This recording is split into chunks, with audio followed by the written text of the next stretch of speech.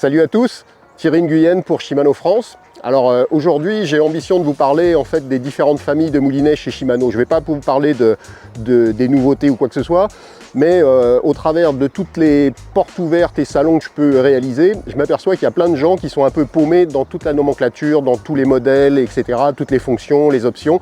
Et donc l'ambition du jour, ça va être de clarifier et de vulgariser un petit peu tout ça. Donc pour commencer, pour les néophytes, c'est de rappeler qu'il existe deux grandes catégories de moulinets, les spinning avec la bobine qui va être fixe et les casting avec la bobine qui va être tournante. Donc pour les spinning, juste un petit moyen mémotechnique, c'est de dire que c'est le leurre qui entraîne le fil et le casting, ça va être le moulinet qui va fournir le fil. Donc pour l'un, ça va être facile à mettre en œuvre et ça va permettre de lancer à grande distance très rapidement, même pour un néophyte. Et de l'autre côté, pour le casting, ça va être beaucoup plus de précision et beaucoup plus de rapidité de mise en œuvre du leurre quand on sait utiliser à bon escient le moulinet. Voilà, donc en gros, ce qu'il faut retenir, c'est à peu près ça. Ensuite, on a dans les moulinets différentes tailles de moulinets qui vont correspondre essentiellement à des contenances de fil. Que ce soit en spinning de la taille 500 à la taille 30 000, il est évident que sur un 500, on ne va pas mettre beaucoup de fil, on va mettre du fil fin, et sur un 30 000, on va mettre énormément de fil, notamment pour l'exotique, et du très gros fil. Pour les castings, on va commencer de 70, la taille 70, qui va être le plus petit moulinet, à 400, qui va être le plus gros des moulinets pour les pêches un peu plus lourdes. Et petite particularité pour les castings, c'est que la nomenclature commence donc à 70 ou 71. Le 1 ou le 0 va déterminer si c'est un modèle droitier ou un modèle gaucher. Donc 70, c'est pour un gaucher avec manivelle à droite, et 71, ce sera l'inverse, ce sera pour un droitier avec manivelle à gauche. Donc ça, c'est important parce que c'est pas réversible comme sur les spinning. Ensuite, sur les emballages, on va trouver une lettre souvent qui signifie compact, c'est la lettre C. En fait, qui va indiquer qu'un moulinet, par exemple un 3000, un compact 3000, va être en fait basé sur un corps de 2000 avec une bobine de 3000. Donc ça va avoir une incidence sur le poids et sur le ratio. Donc parfois pour l'équilibre de vos cannes, ça peut être important d'avoir un plus petit moulinet ou au contraire d'avoir un plus gros moulinet avec un ratio plus important. Donc ça c'est encore une fois pour mieux choisir en fonction de votre façon de pêcher.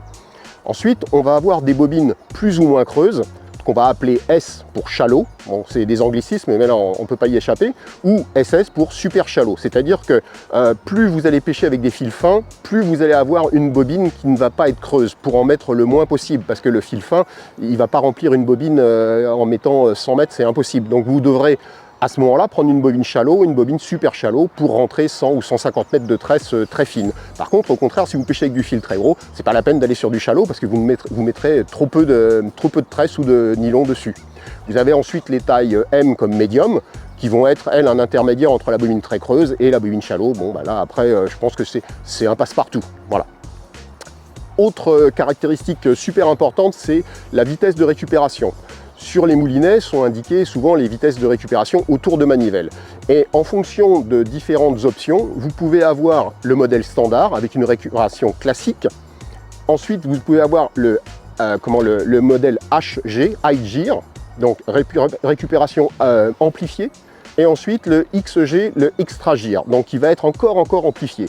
Tout ça, c'est un peu en fonction des habitudes de chacun d'utiliser en fait ces lancers, de ramener vite. Mais au départ, ce qu'il faut savoir, l'origine en fait de ces fonctions, ça vient de la compétition.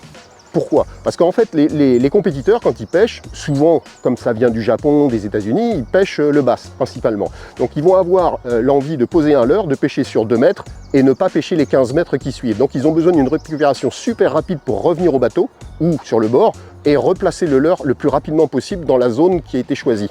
Donc c'est ça l'origine en fait de cette fonction-là. Voilà. Donc ça c'était pour la petite histoire. Ensuite, bon, on peut avoir l'appellation P qui est, comme son nom l'indique, standard. Bon là, je ne sais pas pourquoi, mais P ça veut dire standard.